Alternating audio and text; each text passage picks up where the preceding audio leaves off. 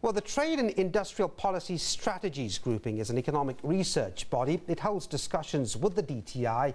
Its CEO, Saul Levin, joins us now from Pretoria. Saul, good afternoon. Do we have a deindustrialized problem in this country, or is it overstated? I think it's a bit overstated. Manufacturing as an industry is growing as overall. The problem we see is that as a proportion of growth compared to other sectors, it is declining.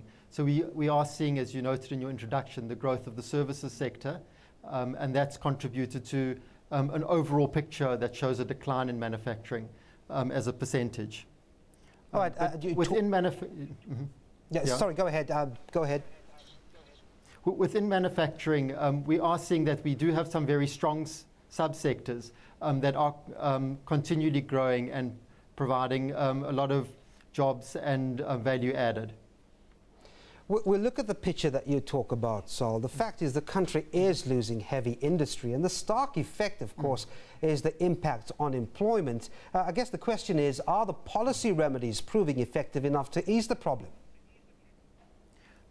I think there's obviously room for growth in the policy framework, and the Industrial Policy Action Plan, that's the latest iteration of which will be launched in a few weeks' time, does provide a good framework on which government can intervene to grow the manufacturing sector. But it obviously does require taking forward very concrete programs, working with industry and labour to make sure that we grow those sectors and we become more productive, we become more competitive in some of those areas, because it is quite a cutthroat world out there, and South Africa does need to be effective in how it competes globally.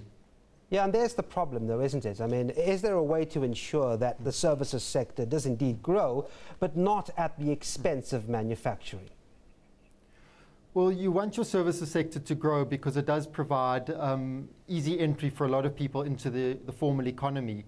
But manufacturing is quite a critical sector because it enables other sectors to grow. So when you have growth in the manufacturing sector, you find that there's services that provide inputs into manufacturing or support the manufacturing sector. So that services sectors will also then see more growth as manufacturing grows. So it's quite an important sector for government to focus on and to make sure that we do stimulate and we do attract more growth in that area.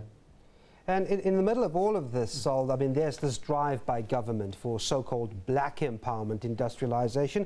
What do you make of it? Why not just industrialization? Well, you've got to do both. We need to address our legacy, but you also want to do it in a way that sees the manufacturing sector grow and South Africa industrializing.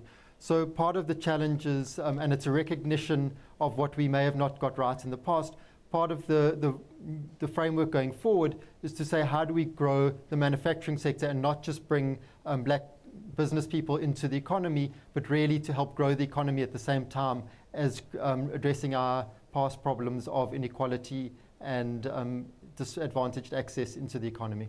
We've been speaking about the issue of skills for a long, long time in the country. We see the skills improving in the services sector. How does that issue of skills fit in this drive to reindustrialize? It's absolutely critical. You need to have the technical skills, you need to have the artisans, you need to have all the low to medium type skills that are going to enable industries to grow. So for example, we're doing a lot of new work in the renewables energy, sort of your solar parks and your wind farms, but you're going to need the technicians who are able to service those kind of new industries that are emerging, and they need to be trained.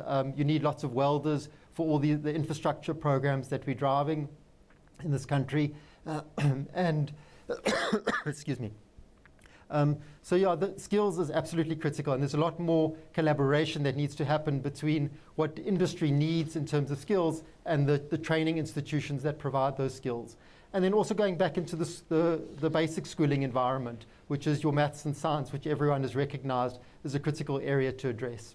All right, we're going to have to leave it there. Thanks very much indeed for your insights, Saul Levin. Good.